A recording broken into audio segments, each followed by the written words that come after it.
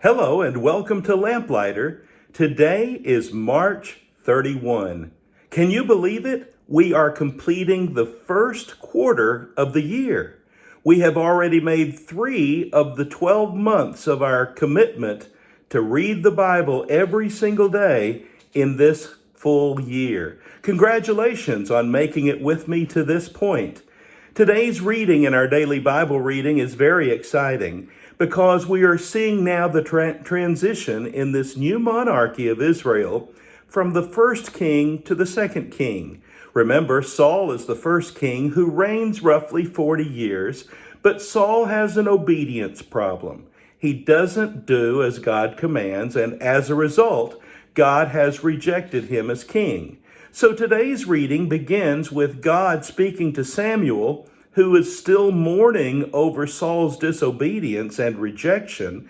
And God says to Samuel, "Stop the mourning. The time for mourning is over. I have rejected Saul as king over Israel, and I'm ready for you to anoint the next king of Israel.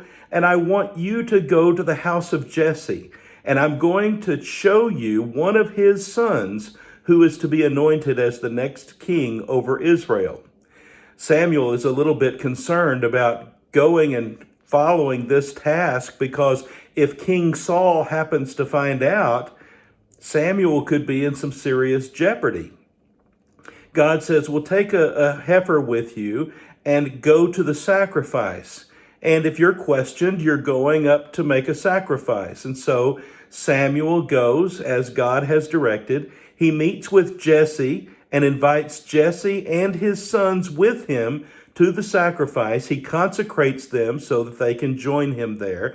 And so, as God had ordained and as God had set up, Jesse and his sons go with Samuel to the sacrifice. And Jesse then is going to one by one bring his sons before Samuel to see who God chooses to be the next king over Israel. So, of course, Jesse begins parading his sons from the oldest to the youngest. And so Jesse first presents Eliab, his oldest. Eliab is a nice-looking young man who is big and strong, and Samuel immediately assumes that this is going to be the next king of Israel. And God basically says to him, "Not so fast," because you see, God doesn't judge the same way men do. God says, "I have a different perspective." Human beings tend to look at outward appearance, but I, God, am able to look at and judge the heart. And so I don't look at his outward appearance, I'm looking at his heart, and I'm looking for a man who is after my own heart, who wants to obey me, who wants to follow me and keep my commands. Well, Eliab is not the chosen one, and neither is the second or the third or the fourth, and so on, until all 7 of those present parade by Samuel, and God chooses none of them. It looks like it's a bit of a bust. But finally Samuel says, "Jesse, are these all your sons?" And Jesse said, "Well, these are all my sons except for the youngest, who is out in the field tending the sheep." And Samuel says, "Go get him." So they go get David, the youngest, the shepherd boy. And when David comes into the sight of Samuel, God says, "This is the one, anoint him as king." Samuel does so, anointing David as the next king of Israel. And we're told that the Spirit immediately comes upon David. The Spirit of God is already with him. It's interesting that at the very same time we're told that the Spirit of God comes upon David, we're also told that the Spirit of the Lord has departed from Saul. As a matter of fact, now the Spirit of the Lord is no longer with Saul, and God has sent an evil spirit that torments Saul. And so this is causing Saul great unrest and great distress, you might say. And some of Saul's attendants say, "Let us go out and find someone who plays the harp, and maybe this sweet music that's played will set you at ease whenever this evil spirit troubles you." Saul agrees. They go out, and guess who they find? They find David, the great singer of Israel. David can play the harp very well. And so when Saul is troubled by this evil spirit, he brings David, the son of Jesse, into his employ and has him play the harp so that the spirit that's evil will depart from him, at least for a time. And so just about the time this setting is being set with David in the employ of Saul playing the harp to soothe his spirit, then we turn the page and we learn something else very exciting and very interesting about David.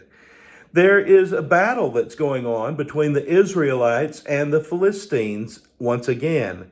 The Philistines are on one mountain, the Israelites are on another mountain, and there is a valley between. And down in the valley is a man by the name of Goliath. He is described as a giant. He's over 9 feet tall, if you can imagine that. He's big and burly, and he's evil and ugly and mean with the things that he says. He threatens the Israelites. He talks rudely and disparagingly to them. And the Israelites and even Saul, even though they've had great battle victories in the past, are frightened of Goliath.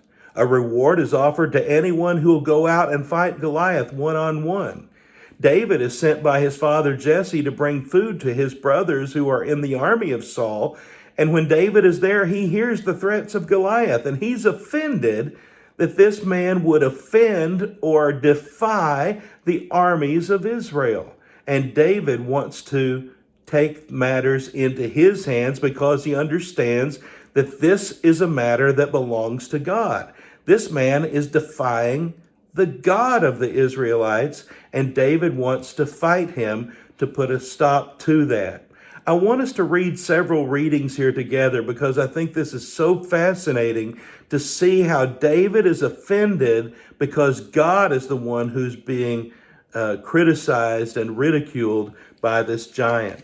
I want you to notice with me on page 408 of our reading today, look at the first paragraph. David asked the men standing near him, "What will be done for the man who kills this Philistine and removes this disgrace from Israel? Who is this uncircumcised Philistine that he should defy the armies of the living God? Who does he think he is?" Then if you read on down a little bit further, look at this paragraph that starts with David speaking to Saul right in the middle of the page, where David said to Saul, "Let no one lose heart on account of this Philistine. Your servant will go and fight him." Saul replied, "You're not able to go out against this Philistine and fight him. You're only a boy, and he has been a fighting man from his youth." But David said to Saul, "Your servant has been keeping his father's sheep. When a lion or bear came and carried off a sheep from the flock, I went after it, struck it, and rescued the sheep from its mouth. When it turned on me, I seized it by its hair, struck it, and killed it. Your servant has killed both the lion and the bear. This uncircumcised Philistine will be like one of them, because, listen to this, he has defied the armies of the living God. The Lord will deliver. The Lord who delivered me from the paw of the lion and the paw of the bear will deliver me from the hand of this Philistine as well." Skip on down to the bottom of the page. David goes out to confront Goliath, and Goliath sees him coming, and he says to David, "Am I a dog that you come at me with sticks?" And the Philistine cursed David by his gods. "Come here," he said, "and I'll give your flesh to the birds of the air and the beasts of the field." And David says to the Philistine, "You come against me with sword and spear and javelin, but I come against you in the name of the Lord, the mighty God of Israel, Almighty. I come to you in the name of the Lord Almighty, the God of the armies of Israel, whom you have defied. This day," listen to this, "the Lord will hand you over to me, and I'll strike you down and cut off your head. Today I will give the carcasses of the Philistine army to the birds of the air and the beasts of the earth, and the whole world will know that there is a God in Israel. All those gathered here will know that it is not by sword or spear that the Lord saves, for the battle is the Lord's, and he will give all of you into our hands." David understands this battle belongs to the Lord. He gets 5 smooth stones and a slingshot. He only needs 1 stone because the story is not about David, nor about Saul, nor even about Goliath. The story is about God. David strikes down Goliath. The army of Israel is energized by this, and they destroy the Philistine army. And God gets the glory. God gets the credit because the battle is his.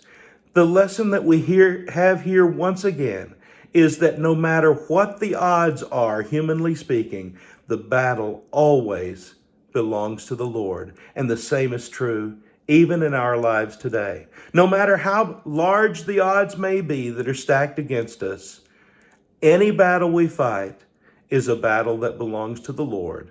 He will deliver. He will give us victory. Our victory can always be found in him. Isn't it great to be a lamplighter? His word is a lamp to our feet and a light to our path. I hope you have a blessed day.